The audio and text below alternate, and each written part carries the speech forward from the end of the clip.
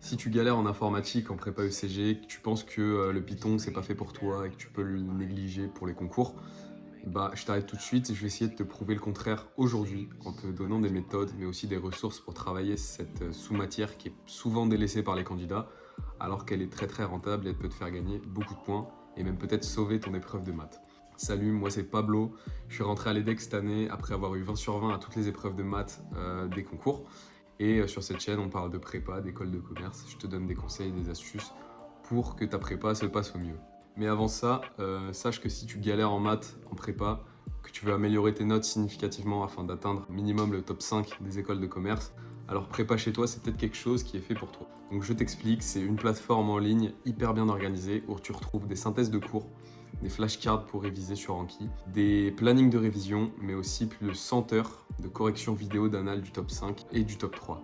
Alors cette plateforme, elle est super bien organisée, tu verras, c'est chapitre par chapitre. Donc ça permet de gagner énormément de temps lors de ton travail, mais aussi lors de tes révisions. Et peu importe que tu sois en première année ou en deuxième année, vraiment tu trouveras tout ce qu'il te faut. Et donc je t'ai mis le lien en description, tu peux aller sur leur site et bénéficier de 10% de réduction avec le code PABLO10. Voilà, donc si ça t'intéresse, tu sais où aller. Et sache qu'ils ont déjà séduit plus de 250 étudiants et qui sait, t'es peut-être le prochain. Donc j'ai structuré la vidéo en 4 grands axes et le premier grand point, c'est pourquoi ne pas négliger le Python. Donc premièrement, tu es sûr qu'il va y avoir de l'informatique dans les sujets de maths. T'es pas sûr qu'il va y avoir forcément des intégrales, des densités, de l'algèbre, mais tu es sûr qu'il va y avoir de l'informatique. Vraiment, tu peux regarder dans tous les sujets, il y a une question d'info. Donc c'est pour ça que premièrement, faut pas négliger ça parce que tu es sûr que ça va tomber. C'est, contrairement à ce que tu peux penser, une partie non négligeable du sujet. Donc j'ai les stats sous les yeux. Python, c'est entre 7 et 10% des questions du sujet de maths. Tu vois, en fait, avec cette stat, tu peux plus négliger le Python. Tu peux plus négliger et ne pas travailler ce qui va tomber à coup sûr et ce qui va représenter à coup sûr 10% de ton sujet. Vraiment, ne pas travailler ça, c'est clairement te tirer une balle dans le pied. Ensuite, pour les épreuves d'EDEC et d'EM Lyon, les questions d'informatique, elles sont relativement simples. C'est des choses relativement classiques que tout le monde peut réussir en travaillant un minimum. Souvent, dans ce genre de sujet, il faut compléter une ou deux lignes d'un script Python qui t'est déjà donné.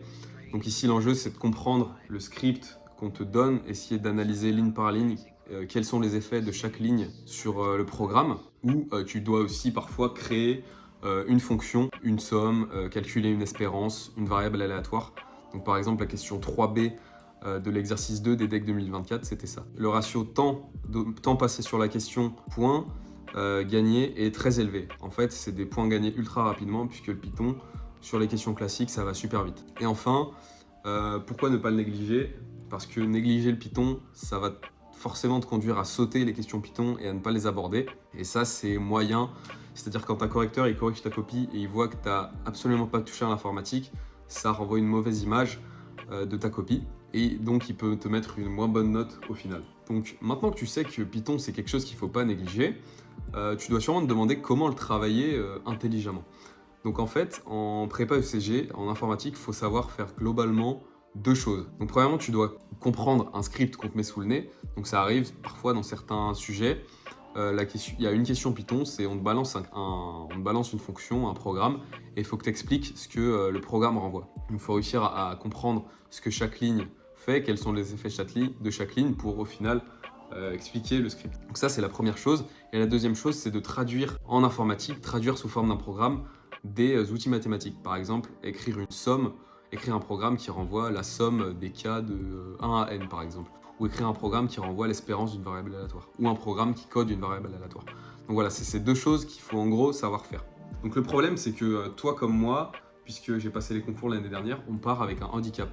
Si tu veux, ça fait 2 ans que au programme des prépa UCG, il y a du Python. Avant, c'était du Scilab. Donc en fait, on est assez limité dans les annales qu'on peut faire pour travailler le Python. Il n'y a pas tant d'annales que ça, mis à part celles de 2023 et 2024. Bon, évidemment, c'est déjà ça, mais ça aurait pu être beaucoup mieux. Alors pour t'aider dans ton travail, je t'ai mis en description des ressources, donc notamment un document Word avec, j'ai essayé de te mettre le plus de choses que je savais, avec toutes les questions classiques à savoir faire pour être le plus serein le jour des concours. Et je t'ai mis aussi deux fiches, donc une fiche avec toutes les commandes importantes en Python, ça a été fait par des profs de ma prépa, et une fiche avec toutes les commandes importantes dans SQL. Voilà, le SQL, c'est une partie du programme d'info qu'il faut travailler aussi, c'est aussi un nouveau point du programme et c'est tombé l'année dernière à Ecricom par exemple. Il y avait vraiment 4-5 questions de SQL.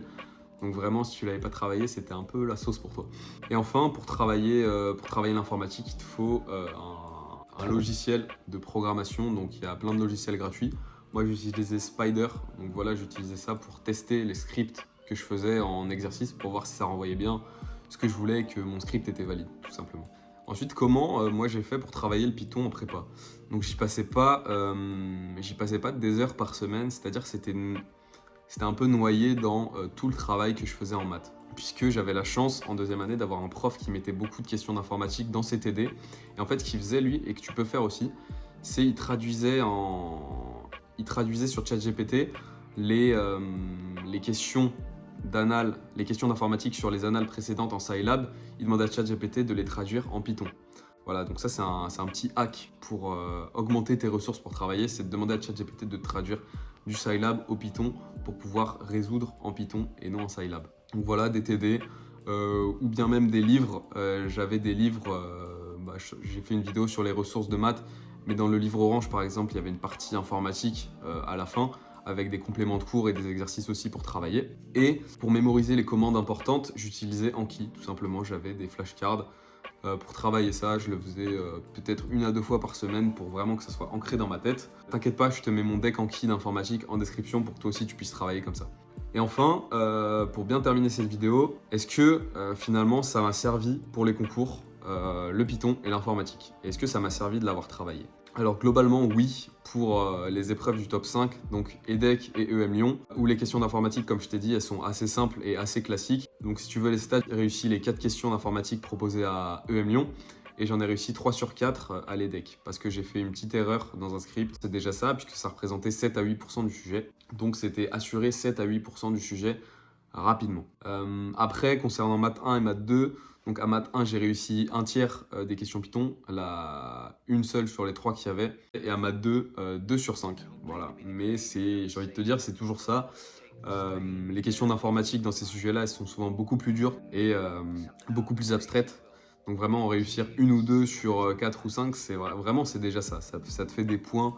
Ça te fait des points gagnés, donc on va pas cracher dessus. Voilà, donc je te prends pas plus ton temps. Vraiment, si tu dois retenir une chose parmi tout ce que je t'ai dit, c'est que Python, vraiment, c'est globalement 7 à 10% de ton sujet et que ces 10% de ton sujet, tu peux les assurer en travaillant les bonnes choses sans que ça te prenne des heures dans ta semaine. Voilà, c'est tout ce que tu as à retenir. J'espère que ça t'a plu. N'hésite pas à mettre un like et à t'abonner. À bientôt, mec.